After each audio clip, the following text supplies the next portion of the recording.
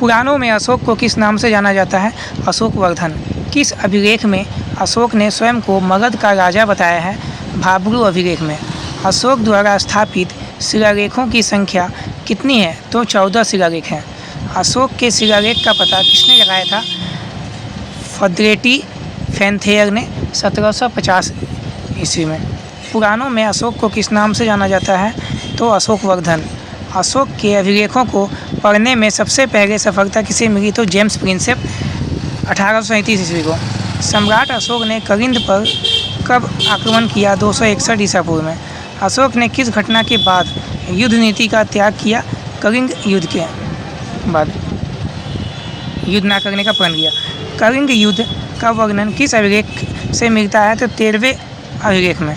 अशोक ने युद्ध नीति की त्याग करने के बाद किस धर्म को अपनाया? बौद्ध धर्म को। अशोक को किस बौद्ध भिक्षु ने बौद्ध धर्म की दीक्षा दी थी? उपगुप्त ने। करहन द्वारा रचित राजतरंगिणी में अशोक को किस धर्म का अनुयायी बताया गया है? शैव धर्म का। भारत में शिलालेखों का प्रचलन सर्वप्रथम किसने शुरू किया? अशोक ने। अशोक ने बौद्ध धर्म के प्रचार के लिए अपने पुत्र महेंद्र और पुत्री संघमित्रा को कहाँ भेजा? तो श्रीलंका भेजा था। अपने पुत्र जो था उनका पुत्र महेंद्र और पुत्री संघमित्रा को बौद्ध धर्म का प्रचार के लिए उन्होंने कहाँ भेजा? श्रीलंका भेज दिया कि बौद्ध धर्म का जाओ प्रचार करो वहाँ पे अच्छे से। ठीक है, तो चलिए हम लोग आगे पढ़ेंगे अब इसका बारे में थोड़ा। ये हम लोग प्राचीन भारत का इतिहास पढ़ रहे हैं, तो चलिए आगे देखते हैं क्या है। नेक्स्ट पेज किया जाए। अशोक के अभिलेखों में किन किन लिपियों का प्रयोग हुआ? ब्राह्मी, खरोष्ठी, ग्रीक और अरमाइन। सांची की स्तूप का निर्माण किसने किया? अशोक ने। मध्य प्रदेश में सांची का स्तूप। अशोक की मृत्यु कब हुई?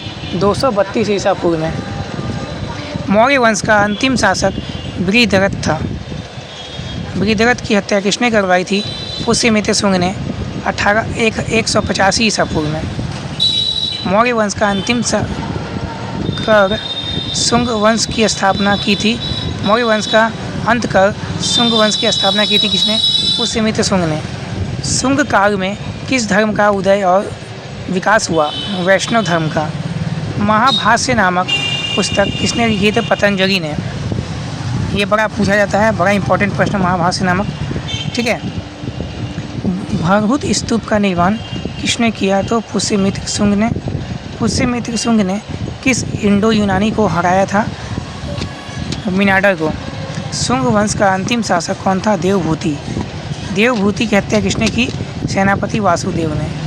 वासुदेव ने देवभूति की हत्या करके किस राजवंश की स्थापना की? तो कण्व राजवंश की 75 ईसा पूर्व में। कण्व वंश का अंतिम शासक सुशर्मा था। कण्व वंश का अंतिम शासक सुशर्मा की हत्या सिमुक ने की थी। सातवाहन वंश का शासक कब किया था? तो आपको कमेंट में बताइए कब किया था, कितना ईस्वी में। सातवाहन शासकों ने राजधानी गोदावरी नदी महाराष्ट्र में किया। आंध्र सातवाहन वंश के शासकों ने कौन सी उपाधि धारण की? दक्षिणाधिपति उपाधि धारण की।